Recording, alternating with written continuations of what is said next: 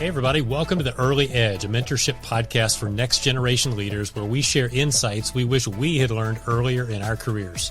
We want to equip you to learn more, grow faster, and thrive in both your work and personal life. I'm Jay. And I'm Jeff. Let's get into today's episode.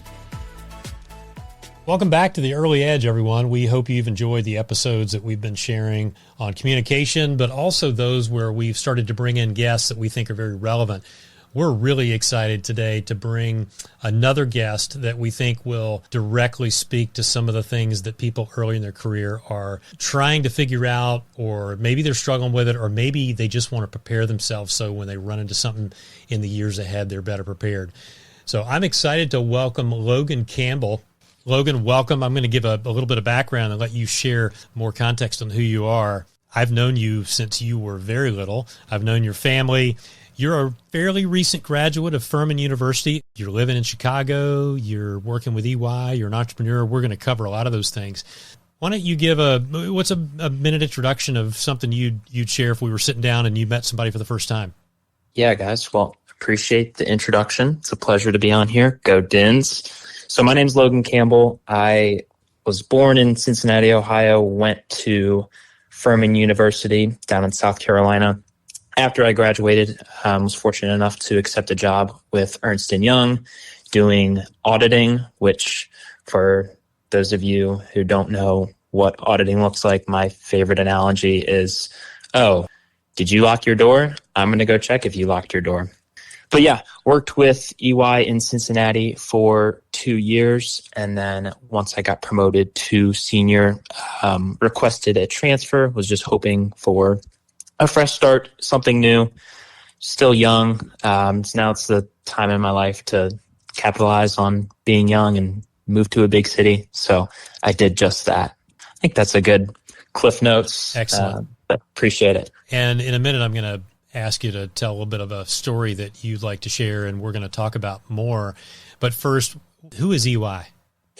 Ernst & Young is a Big Four accounting firm. So there's 4 big accounting powerhouses. It's Ernst & Young, Deloitte, KPMG, and PwC. So we offer all sorts of different services from accounting, consulting, auditing, and I'm part of the consulting team. And we serve tons of different clients around the world, from Nike, General Electric, GE Aerospace.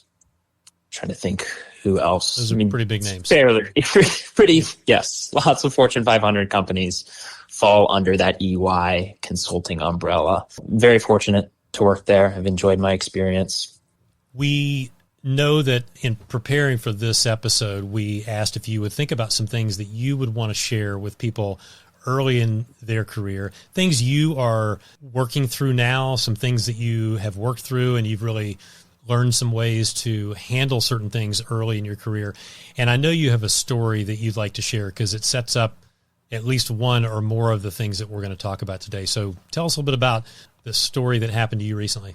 Absolutely. Yeah. So this can be a bit of a sensitive topic to some, but again, it's something that I want to champion and is a big part of my life, and it's mental health. And just recently, my job does require me to travel quite a bit at certain parts of the year. So back, I believe it was the end of May, had to go to a client site in Minnesota to wrap up a project, and leading up to it was just having incessant panic attacks. And I've been diagnosed with anxiety, panic disorder.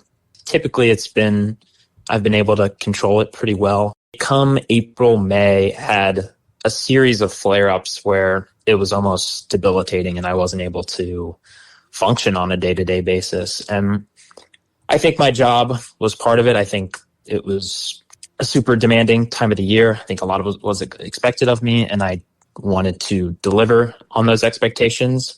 It seemed to boil over, and the week of my trip, I was like, I don't know if I can even make it on a plane without having a panic attack.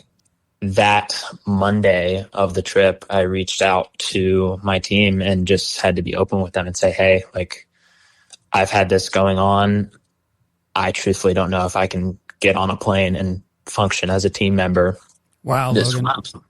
That's first of all, before you continue the story, I just have to say thank you. Thanks for having the courage to be transparent about something that so many people struggle with, and to be a force for good, and to be not ashamed of it, not uncomfortable talking about it, making it a conversation. Way to go, number one. So thank you for that. Of course. How were you feeling when you thought about calling your team to say, hey, I don't think I can do this? As it wasn't as daunting as I thought it was going to be. I know mental health is a sensitive area, but I like to think I'm pretty open about it in general.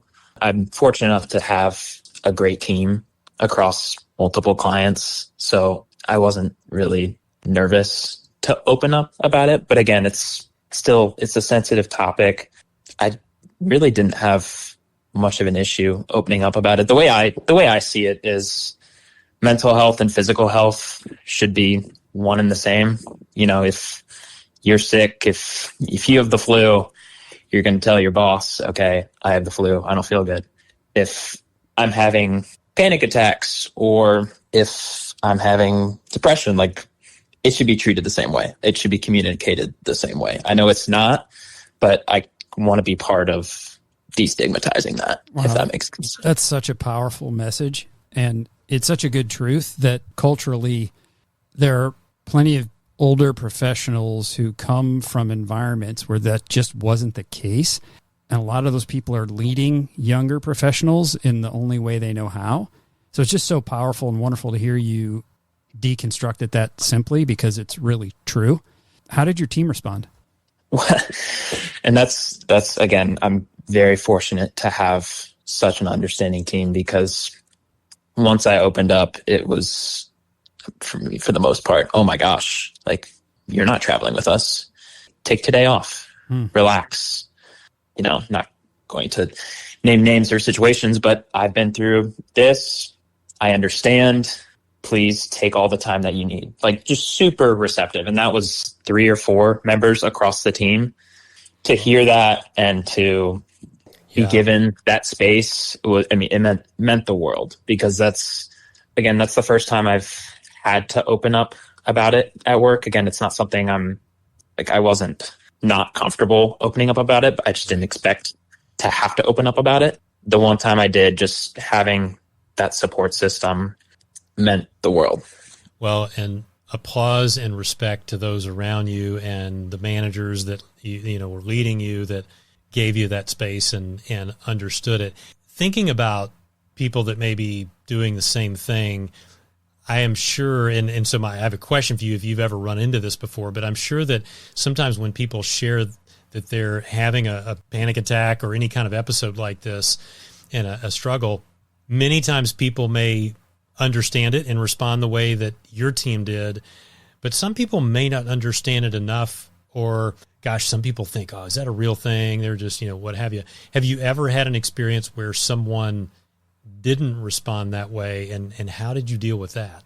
I think the only instance where it has, like, nobody has acknowledged it or kind of brushed it aside is maybe like one friend who I opened up with, and they had said, like, I don't really believe in that stuff. Like, help me understand why you're going through this. And, I think I gave a pretty comprehensive breakdown of why I go through what I go through and how I go about treating it. But in the grand scheme of things, I really haven't run into an instance where it hasn't been respected, which speaks volumes to how far we've come, because I think 10, 15 years ago, if I was going through these things and expressing this, I don't know how receptive people would be. Thanks for sharing the story. And yeah, as you shared with your team and you've worked through the challenges when these happen, What are some of the things you've learned to do, and what advice would you give? I mean, a bit of what I hear you saying is you need to be fit. And when I think about fit, whether it's fit in your personal relationships, fit in your work relationships, I think of physical, mental, spiritual. I think of knowledge being a part of fit. Relational. So what are some of the things that you do or think about to make sure that you are as well and fit as you can be? Yeah, absolutely. A big part of who I am and what I do revolves around taking care of my physical and mental health. And how do you do that? That starts in the gym. In 2020, I think a lot of people had mental health battles. In 2020, it was a very difficult time. Obviously, trying to navigate through a world where you're isolated at home with just your family. Everybody went through something, but personally, really struggled with anxiety and depression during that time. And that was my first exposure to therapy. I was fortunate to have a therapist to go to on I think it was a bi-weekly basis in 2020. Through that, found a lot of strategies to cope with these things. And the first, most important one was exercise. And during COVID, that's the one thing that there was no excuse not to exercise. You can go outside and run. If I need to go into my garage and do push-ups, there's simply no excuse. And it also kept me busy. So that I thought was most successful in treating my anxiety and depression. So I stuck with it and fell in love with it, got my mind off things, and I continued to stay in a really good regimen. I, along with that, just started eating better, focusing on sleep. All of those contributed to just me bettering my physical and the big piece, mental health. So how did you navigate the nutritional plan, the workout regimen, what kind of things to do, what worked for you? Did you have guidance in that? Did you figure it out yourself? How did you get to the right stuff that worked best for you? So honestly, I didn't have a ton of guidance at the time. In 2020, it was a matter of just searching on the internet, at-home workouts, or use social media. There were a handful of social media influencers out there that had some good workout programs that I would take screenshots of and work off of that. And I think what I hear there is something we've talked about before is don't overthink some of these things. Build the habit, put your shoes on, take the first step, whatever put your shoes on and taking the first step means, but just get started, even if it's small and simple. Would you say historically, even back into high school, were you a pretty disciplined kid? Are you self-driven, motivated, or did you reach a point where you had no other choice because of the struggles you were dealing with? I was relatively disciplined. I don't think in high school I played tennis and golf, and that doesn't really require all that much physical discipline. It's more so mental discipline. Now, hold on a second. That's right. We're tennis players and golfers, and we think, the physical regimen that we go through is crazy. I'm kidding. Sweating That's now not just true. thinking about it. Correct. So, okay, sorry. Back on point. Thinking about eating well, sleeping well, doing all the right things, building the right habits. And I think what you're saying is those have a direct correlation on your well-being and your ability to do, and do could be personal work, whatever it may be. You said something earlier that I want to just mention is that work isn't going anywhere. Tell me more about what you mean by work isn't going anywhere. That work is not going anywhere quote is directly from my senior manager when I opened up about the panic attack back in May. He said, nobody is going to die if you need to take a day off. So such a gift. Big Four Consulting has a reputation of being a meat grinder.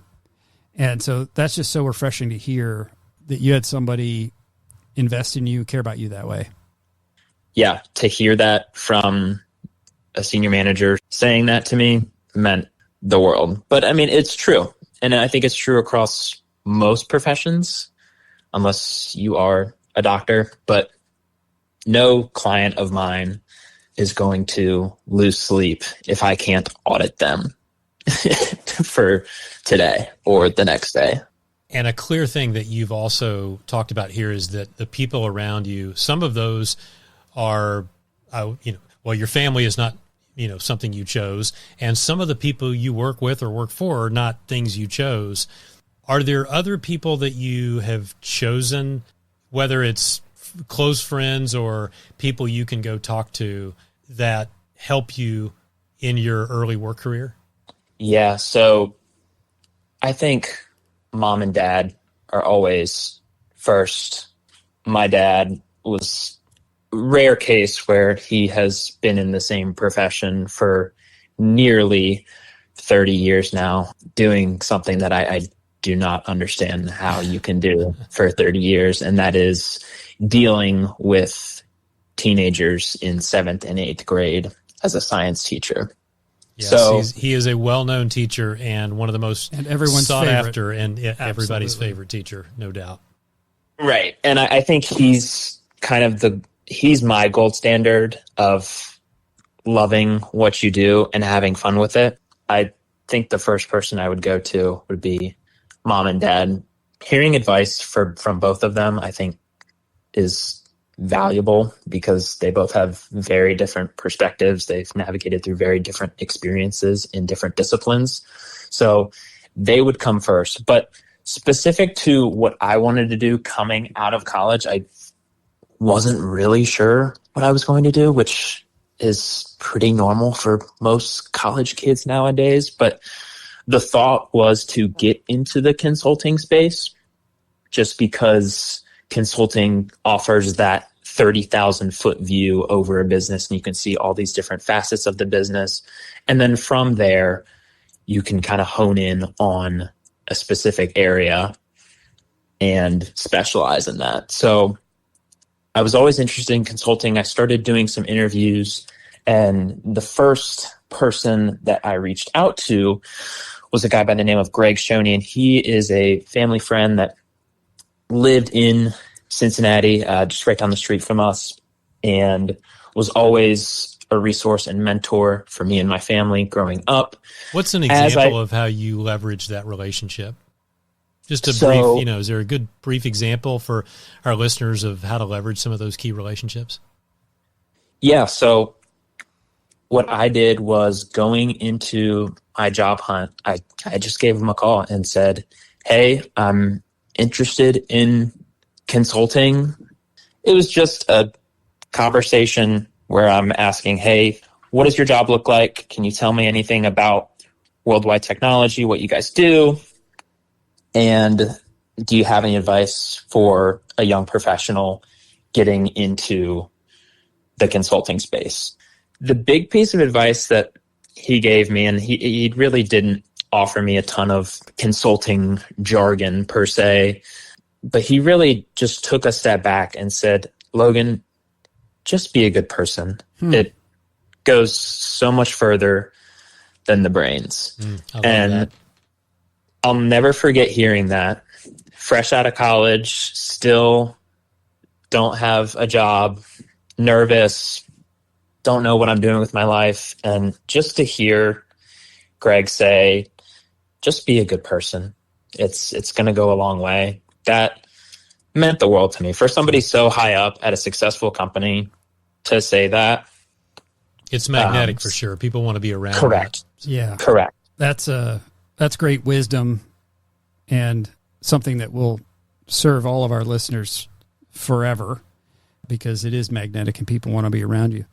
Let's move to your advice. What are you working on? What are you still trying to figure out? And what would you tell our listeners to care about? Yeah. So I am always looking for what's next. I did listen to your guys' previous podcast with Madeline, another Furman grad, go Dins. Mm-hmm. But Jeff, you had mentioned that Jay said you can't just waddle through life. And I don't even know if that's a word, but now it is. For sure. Okay. It's a word, but it stuck with me, and it's true. And I think it's something that I live by. This life is certainly not meant to drag along. Back in 2023, I think I just hit a year at Ernst & Young. I ended up starting a hat company, of all things, with two other Marymount alumni, Abby Dodson and Bradley Barrett. I'm going to warn all your Ernst & Young peers and bosses that they can close their ears now and not listen. Hopefully this doesn't get you in trouble. This will not get me in trouble. They are all familiar with this endeavor, so we are all good. Before Ernst & Young, before entering the workforce, I'd always had an entrepreneurial drive. Most of the reason how I was able to have discretionary spending through college was through buying and selling sneakers, of all things. That was something that started back in high school. I really wanted to do something more tangible with that, and that's how I landed on Roy's Hat Company. I love side hustles. I encourage everybody to have something as a side hustle. And I think the other way that I tie it into your whole story is don't sit around, or don't, going back to don't waddle, stay moving, stay looking forward and try new things. And side hustle fits right in that. So I love that. Having something to look forward to after your 9 to 5 is, whether it's, and sometimes that's working out for me. Other times it's working on hats. Sure. So just having something doesn't necessarily need to be entrepreneurial, but got to stay busy. Jay, I think we've got some really good key takeaways here. I'll throw out the first and see what else you've got. I think the first for me is don't neglect the things that will keep you healthy and balanced in your life, whether that's personal or work. Be intentional about those things that will put you in a better spot. Yep. Logan, your story about surrounding yourself with people, one, your work team that had empathy and understanding, gosh, even had their own personal struggles that your example brought out that they felt comfortable sharing. So make sure you have the right people around you that are building into you that you can go to and be truthful with. I think absolutely. That's great. And perhaps the third is just simple. Speak up. You've got that team around you. You've built trust, whether it's family or peers or close friends. Speak up if you've got something that's on your mind that you feel like you need some input and feedback on. Yep. Logan, absolutely. We're so thankful to have you and for you to share your story and some tips for those that are earlier in their career and still navigating and figuring things out. Thank you very much. Yeah. Thanks, Logan. Of course. Thank you, guys. That is your Early Edge for the week. Thanks for listening to The Early Edge, a mentorship podcast for next generation leaders. If you have feedback or would like to submit questions or a topic idea, email us at earlyedge@reddogadvisors.com or earlyedge@altaimpact.com. If you've enjoyed this podcast, please follow, subscribe, rate, and review. See you next time.